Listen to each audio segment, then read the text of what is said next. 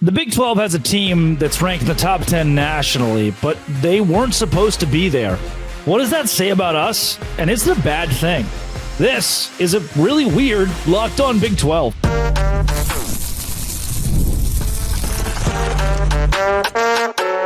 You are Locked On Big 12, your daily podcast on the Big 12 Conference. Part of the Locked On Podcast Network, your team every day. Happy Tuesday, everybody. Welcome to Locked On Big 12. I'm Drake Toll from America's #1 Big 12 podcast, Locked On Big 12. Thank you for making this show your first listen every single day. On a day that is going to be insane across the country, let's talk about the one thing that unites us all, and that is sports. And off the top, I want to talk about one of the strangest things that's happened in the Big 12 this season, BYU winning. Is it time for us to rally around the cause of the Cougars, or does this paint the Big 12 in a bad light? In the middle segment, we'll talk about how this conference is maybe the best in football in the country from a couple different standpoints, and metrics and analytics would back up the Big 12 being better than the Big 10. We'll end it with day one of college basketball. Last night was great. Hoops are so back in the Big 12 conference. We will get there. But if you hit subscribe, I get to keep my job. And boy, I would love to keep my job. I'm going to buy a house soon. How fun would that be? Is it time for us to root for BYU? If you're an Iowa State fan, if you're a UCF fan, if you're a Texas Tech fan, if you're an Arizona fan, you're listening to today's show, is it time for the entire conference to root for BYU? To win a national championship? To vie for a national championship? To go back to 1984? Is it time to buy in and believe that that is the caliber of team that BYU actually has? And is it time that we want that squad, no matter what else happens in this league, to just keep winning? In what level does that make the Big 12 an inferior conference? In the SEC, they're not saying, hey, we just need Georgia to win. They're not saying, hey, we just need Alabama to keep winning. We're trying to get this many and this many and this many college football playoff teams there. They're going to cannibalize themselves. Alabama's going to play LSU. Some team's going to have 3 losses. That opens the door for a 10-2 Colorado. Like, there are still options in which the Big 12 can get multiple college football playoff teams in. So I cannot definitively say that we should just sit here and scream, all right, it's time that BYU blows everybody out, goes 13-0, wins a Big 12 championship. I made the case the other day. The best case scenario, if you are the rest of the conference, is for BYU to go to the Big 12 championship game and lose. But guess what? That's not how this thing is lining up. Jackson Payne works for the Deseret News and has since 2023. Wrote an article this week that breaks down what BYU has to do to complete the 12-0 season. And based on ESPN projections, based on the FPI, they will. 59.5% chance to win against Utah. If you ask the real analytics, the actual EPA, they have an 88% chance of victory and should win this game by 16 points. Kansas at home, night game, 64% chance of victory. At Arizona State is the toughest it gets for BYU. They still have a 51% chance to win. Then against Houston, 84%. They are on a crash course, the destiny, to a 12-0 record. And that is where the rest of this conference looks at them and says, wait a second, what if they're our Miami? What if they're our version of the undefeated team? What if they're our Oregon that the Big Ten has? Because as those conferences kind of crumble, the only reprieve they find, the only real solace they get is, Indiana's still undefeated. SMU's good now. They're grasping at these little wild straws that have somehow climbed their way into the top 15. But we've got a school that if they go undefeated will be a top 5 squad. And if they win the Big 12 championship, albeit only one Big 12 team gets into the college football playoff, it paints us in a light where we've got a dominant factor. We've got a team with a bye in the first round who's got a good chance to win in the second round and maybe make a run to a national championship game. And then it becomes a question of, if you are a Houston fan, are you willing to sacrifice multiple college football playoff teams for the glory of one Big 12 team going really far and making a lot of noise in the postseason? Same question goes for Iowa State, who is still 7-1, who could still go 11-1, and at 11-1, go to the Big 12 championship game, quite possibly go to the championship game. We'll see how Colorado controls its own destiny. And even Colorado, if they go 10-2 or Iowa State goes 11-1, are you still able to keep an undefeated BYU and sneak somebody else in? That's the question. And maybe part of that is, what does it say about the Big 12 that a team who was 5-7 last year, outside of bowl contention, could come back and win at this rate after being preseason picked 13th? Well, it says this to me. It is not an indictment on a conference that needs help. If there is one thing that you can bring to your water cooler when somebody says, oh, the Big 12 just beats itself up and it's just this chaotic hodgepodge of teams and who really cares? Nobody's really watching. When that is the case that's made, I present this to you. Iowa State wasn't supposed to finish first. They were outside the top 5 preseason. Colorado wasn't supposed to finish first. BYU was 13th. The only real contender at the top here that was expected is Kansas State. And they have a 70% chance to win against Cincinnati down the road, 74% chance to win against Arizona State. And that big coveted matchup with Iowa State, I should say, comes up later on. And what's great about that is that those teams are winning. I know Iowa State lost, but they're 7-1. They didn't lose in Northern Illinois. They lost to a Texas Tech squad that's rejuvenated by this whole scandal thing. Like Joey McGuire walks in the locker room and says, hey, maybe we lost those last 2 games because maybe our opponents were cheating, but we control our own destiny now in being able to win as many games as possible and being a team that is remembered as a legendary squad at Texas Tech who overcame adversity. I know that's the pitch. That's the kind of guy Joey McGuire is, and it's a good thing when you're inside that football program. So if you lost to that Texas Tech team, you're still 7-1. We just saw Penn State lose. What, are we going to just take them out of playoff contention altogether? You've already seen in the AP poll, they didn't really threaten Iowa State or Kansas State that much, and Colorado is still in a great spot at 6-2. What it takes, what I'm trying to say with this is it's not a bad thing that these unexpected teams are winning because by and large, they keep winning. By and large, they back up their winning. If this was Iowa State's 9-3, Kansas State's 9-3, Colorado's 9-3, BYU's 9-3, then we have an issue. But with 4 games to go, you're still looking at a Big 12 that could have 10-2 Iowa State, 10-2 Colorado, 10-2 Kansas State, 12-0 BYU. And that is really, really good. As it sits, I am not worried about saving face because the Big 12 just beats itself up. No, that's not on my radar right now. And the reason that it's not is because most of the teams that we have at the top keep winning games. And, Arizona State moving forward could still make noise. Cincinnati moving forward could still make some noise. That 9-3 is kind of a dreaded thing nationally. But the teams that have 10-2 in the radar, 11-1 in the radar, 12-0 in the radar, it doesn't say, this conference is bad. It says this conference had unexpectedly really good teams that grade well nationally, will compete nationally later on, and it's time for all of us to come together and embrace the schools at the top. SEC. Arkansas fans would root for Alabama when they were in the national championship. I don't see why we can't root for fellow teams who have been through a whole lot more than Alabama. That's why it's time as a conference to rally around those schools that weren't expected to be there, but they're there now. And the more they win, the cooler it is for us to be in the college football playoff poll, to be hosting College Game Day, hosting Big Noon Kickoff. And coming up, I'm going to talk about how the Big 12 is the best conference in college football in at least one way or another because of that, because of what they have done, to put themselves on the map nationally with even TV networks. This is Locked On Big 12, part of the Locked On Podcast Network, your team every day. Today's show is brought to you by Roy. Roy is a spectacular asset if you want to donate money to the NIL of a collegiate athlete who has impressed you at the next level at your school, and you want to keep them at your school. That's what Roy does. And that's why this week I have gone to Roy to give my 2 cents, to Taj Brooks.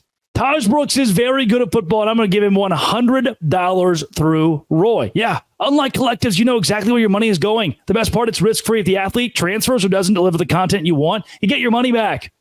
So $10 can make a difference. I pitched in $100 to Taj Brooks.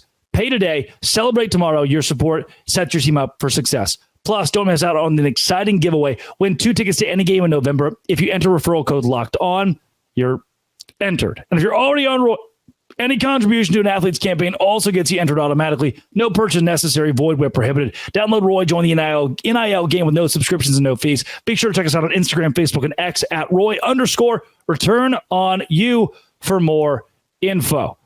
Today's show is also brought to you by America's number one sportsbook, FanDuel. FanDuel is where I go. Say, hey, I think BYU is going to beat Utah by a little bit this week. I think that the Santa Claus is going to keep winning, stay Santa Claus. So I go put some money on BYU -4. Get ready to tackle the NFL action with FanDuel, America's number one sportsbook, because right now new customers get $5. No, you get $150 when your $5 bet hits. $150 in bonus bets when your $5 bet hits. And you make live bets when you get a hunch with the latest stats view, live play-by-play, and so much more on the same page where you place those bets. Visit FanDuel.com to join today. You'll get started with $150 in bonus bets if you win your first $5 bet. That's FanDuel.com. Never waste a hunch. Make every moment more with FanDuel, America, an official sportsbook partner of the NFL. The Big 12 is the best conference in college football right now. Better than the SEC. Better than the Big Ten, and certainly better than the Big Ten when there are actual polls, metrics, analytics that back up the Big 12 being there. Now, is the SEC overall, again, Big 12, I'm reading right here, Sagarin rating of all FBS conferences, second highest in the nation, only behind the SEC. Is the SEC overall better at football? Maybe, but is it a better football conference, a better football product for the fan? I don't think so. Here's why. I can back it up. Big 12 teams have 12. This is directly from the conference. This is from the league office. Big 12 teams have 12 go-ahead scores in the final minute of games in 2024. That is the most of any conference in the country. Power 4, Group of 6, whatever you want to call them. The Big 12 leads in games that go down to the wire and give the fans a better viewing experience because these two teams, whoever they may be, go toe-to-toe to the final minute, and there's a go-ahead score in that final minute. Could you conceptualize 12 go-ahead scores? Like if you scored at 1 minute and 6 seconds to go, it doesn't count in this stat. 12 go-ahead scores in the final minute. That's fun to watch. 22. Oh my gosh. This is absurd. Oh, the SEC is so fun. Yeah, do you like watching blowouts or the occasional, well, Kentucky played us close? Is that fun for you? In the Big 12, everybody's competitive. Great teams are winning, and they're doing this. 22 of our 44 conference games have been decided by one score. One score, the most amongst all FBS conferences. And you start to think, well, then they must cannibalize themselves, and the parity's got to be so crazy that it doesn't really, it doesn't really equate to the Big 12 actually being good or competitive because we have 4 teams in the top 25. We've got 3 teams in BYU, Iowa State, and Colorado who are all pretty squarely in the college football playoff picture from the standpoint of possibly at-large bids. Iowa State can finish 11-1. Colorado can finish 10-2, and they will be in that conversation. So you're looking at 22, half of your games being decided by one score. Yet still, multiple teams have at-large shots at a college football playoff bid. BYU doesn't even need to be named there because they're undefeated. Of course, they have an at-large shot. The Big 12 leads the FBS. I'm not done. With 21 lead changes in the fourth quarter in conference games this season. So we already said 12 go-ahead scores in the final minute. How about 20? Make it, it blows my mind. 21 lead changes in the fourth quarter. We're going back and forth. You're still looking at, it's listed here by the conference, second highest Sagarin rating of all FBS leagues. Ahead of the Big Ten, ahead of the ACC, ahead of the Pac-2, the Mountain West, the AAC. Oh, the Big 12 is a second-tier conference. The metrics are telling you, especially when your Michigan is down. Sure, Indiana is up, but okay, Ohio State, Penn State, Indiana, okay. Then what do we really, what are we hanging our hat on here? Okay, randomly, Oregon's in the Big Ten now, I guess. Cool. Okay. What about Illinois, Minnesota? No. Where's your Deion Sanders? We have our own undefeated team. We have our own Indiana. Their name is BYU. It's like, yeah, and then we got Deion Sanders off. We're getting a lot more college football's Fox game day kickoff thing because of the exposure that our conference brings to the table. Second highest Sagarin rating. That's the metric right there. It's not even me being subjective. It's a metric.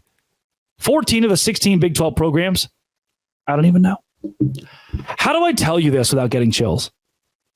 How do you as a league, we're talking about the entertainment value of this league. How do you as a league have 3-4 teams right there in the college football playoff at least conversation?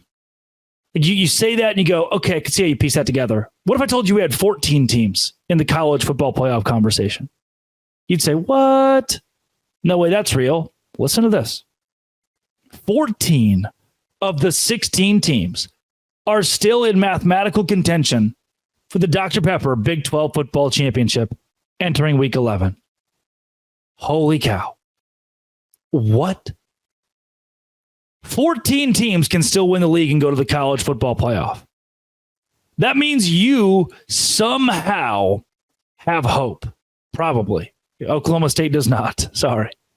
You somehow still have hope. That is stunning. Yet, despite that, we still have elite teams. 6 Big 12 programs already bowl eligible. Another 3 are 1 win away.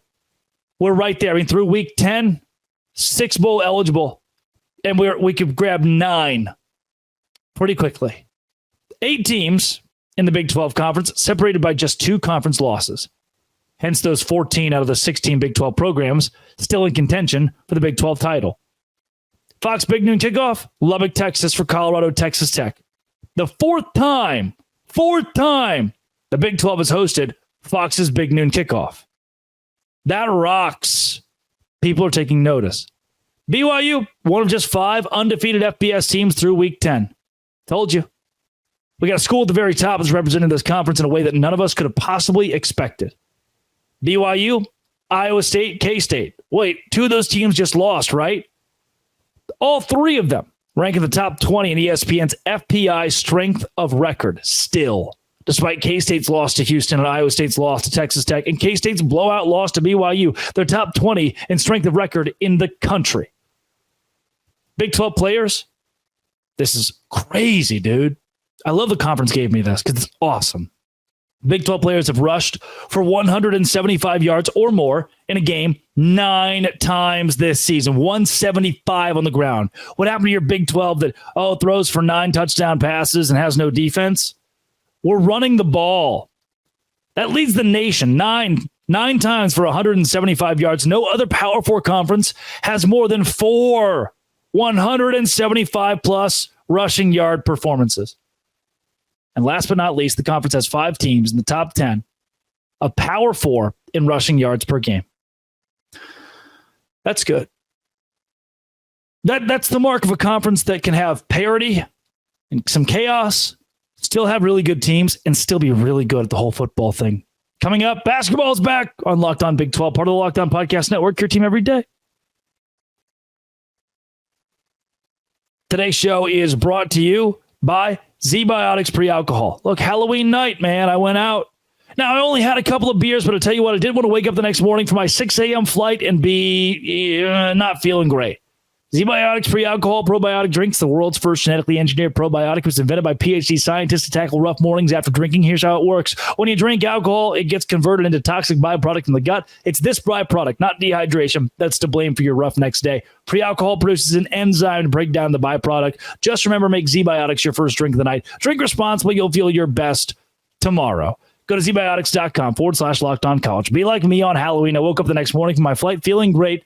You can learn more and get 15% off your first order when you use code LockedOnCollege at checkout. Z-Biotics is backed with 100% money-back guarantee, so if you're unsatisfied for any reason, they'll refund your money. No questions asked. Remember to head to zbiotics.com/LockedOnCollege. Use code LockedOnCollege at checkout to get 15% off. That is Z-Biotics. Visit them today. Let's talk hoops in the Big 12. UCF upsets Texas A&M, a top 15 squad, rushes the court, and every Big 12 team won yesterday, except for the Baylor Bears. And while I wanted to start with UCF, who preseason, Johnny Dawkins' team, enough production coming back. They are at the very least a high-end NIT team, NCAA tournament bubble team in the toughest conference in college basketball. I am absolutely blown away with how they played, and I wanted to wax poetic, and I will get there. I first have to start with the Baylor Bears, my alma mater. This was the most embarrassing performance that I have seen in a day one marquee game ever. 101-63, you lost to Gonzaga. And there's a difference in, we got to fit the pieces together. And there's a couple things we got to figure out. We have some younger guys. There's a difference in that and getting embarrassed, your doors blown off. Kansas beat Howard by 30. Like Iowa State beat Mississippi Valley State by 39. Arizona beat Canisius by 29. You lost by 38 points.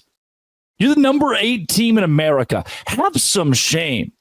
The only highlight from VJ Edgecombe, who is supposed to be Baylor's great player, that's a top 5, top 10 pick, was lauded by Buddy Hield as one of the best players in the world, maybe even. His only highlight came against Mark Few's son, who only got in the game because Gonzaga was up by 34. And when Baylor went down by 19 at halftime, they did even worse in the second half, getting outscored 52-33 and still not putting up. Like, they allowed 52 points in the second half where it should be garbage time. We slow down. Nope. Well, 49 in the first 20, 52 in the second 20. And you don't owe me. If you watch this game, I'm frustrated partially because I stayed up so late to watch this thing. You don't owe me winning this game or playing with effort. You don't owe, if you're one of these players, you don't owe the Big 12 playing effort. You don't really owe anybody an effort. You can give up. That's fine. But as somebody who's followed Baylor for a very long time, as a conference that has utilized Baylor in the last decade as one of its top basketball powers, creating a powerhouse league, you owe Scott Drew more than that. You owe the coaching staff of Baylor University more than a 101-63 drubbing. And a couple shots didn't go our way, and Gonzaga made quite a few. Yeah, that's the story in an 81-68 loss. You got beat 101-63. There was borderline nothing impressive about Baylor. 2 for 11 for VJ Edgecombe. Ormier's good, 5 for 12. He was the team's leading scorer with 15. I thought also Rob Wright played well. You shot 37%, 14% 3 for 21 from 3, and embarrassed yourself, pissed down your leg. There was visible pee on the basketball floor. They had to come out, mop it up with towels. That is unbelievably bad. Gonzaga might be an NBA team. Maybe. Are they 38 points better than you? Again, have some shame. Like, look at Scott Drew in the eyes and don't do that. Then there's UCF. This is awesome. Just watching college basketball in the Big 12 and knowing that maybe the 12th or 13th best team, which isn't a knock on UCF, it's just how deep the league is. The 12th or 13th team could very well be a bubble squad in the NCAA tournament and a couple of wins away from being an 8th seed in the NCAA tournament. And you go out there and you do this. That rocked to watch. And may I say, Darius Johnson, I want to be your friend. I want to shake your hand. Dude was electric in last night's game in leading his team to win against Florida. And the way the game ended in dramatic fashion, which you think, UCF's probably going to lose. And then guess what? They didn't. And you rush the court. That is how you put the Big 12 on a pedestal. That is how you open the season. Now, 17 field goals isn't great. 34%, that's not great. 3-point shooting, 8 for 26, could be worse. You made enough free throws to win. 71% at 22 for 31. In watching this game, Florida may have deserved to win. 32 to 14 points in the paint. These are the notes that I've written down on my notes, which, by the way, I'm going to get to some really fun ones that I have over the course of the day that I just show the depth of this conference. UCF, you won. And that's all that matters. And I had a lot of fun watching the ending. Not a lot of fun watching the entire game, including getting down by double digits, but a lot of fun watching the ending. Kansas wins against Howard. Houston wins against Jackson State. Iowa State over Mississippi Valley State. Arizona over Canisius. Cincinnati blows the doors off Arkansas Pine Bluff. West Virginia beats Robert Morris. DeVries starts what could be a great career in Morgantown. TCU puts up triple figures. A lot of teams put up triple digits. They beat Florida A&M. Utah 159 over Alcorn State. Oklahoma State beats Doug Gottlieb, the head coach of Green Bay, though the first half seemed kind of rocky. I was very worried watching the first half. I was like, I'd subscribe to ESPN Plus for this, but you won. Then Colorado beats Eastern Washington 76-56. Everyone in the Big 12 winning, not named Baylor. Here's the cool stuff that I put in my notes from earlier today. Utah, Gabe Madsen. UCF, Thaddeus Johnson. Oklahoma State, Bryce Thompson. Cincinnati, Simus Lukosius, or something similar to that. TCU, Vashawn Allett, Zeke Mayo of Kansas, Tucker DeVries of West Virginia. That's it. Those 7 guys were the leading scorers in the Big 12. We don't get to a second team. We don't get to a second guy on one team being in that leading scorer category of the conference until 8th, Dan Skillings who's also playing for Cincinnati. That just shows. We had 7 guys, 7 different teams who all were in the leading scorer category for not just their teams, but the conference 1 through 7 on guys who showed out yesterday. That's cool, man. It's cool to see 7 different guys, no repeat teams in that first 7, because we have individual stars already starting to rise for each of these schools. And I didn't mention Hunter Dickinson. Caleb Love. There are still guys, Taman Lipsey, LJ Cryer, who are stars of the Big 12 that weren't in that first 7 that I just gave you. That's great. And it bodes really well for this league moving forward. When the Mount Rushmore of guys in the league aren't necessarily in that first 7, that's kind of cool. Amani Hansberry, West Virginia. Dan Skillings of Cincy was a machine, not just scoring, but on the glass. Ernest Uday. The more that I look at the depth of this league, as I was building my notes, Jizzle James, Milo Suzanne, as I'm building my notes, there were a couple of things that I had to put together in my brain. The first of those things, dang, we have a lot of complex names that I got to keep up with, and this is worse than football. And the other thing, dang, we have a lot of names that I've heard, that you've heard, that may not be household necessarily, but they're really good. To Jizzle James, to Uzan, to Miro Little at Utah, the Baylor transfer who looked really good, to Caleb Love at Arizona. I even mentioned DeJuan Harris, who dishes the ball out a lot. I just like this league, man. I had a lot of fun watching this league. I have a lot of fun reading the names. Keyshawn Gilbert, I have a lot of fun reading the names. Taman Lipsey, Mercy Miller. It just makes me happy, man. It makes me really, really happy to see winning and good Big 12 basketball. Basketball.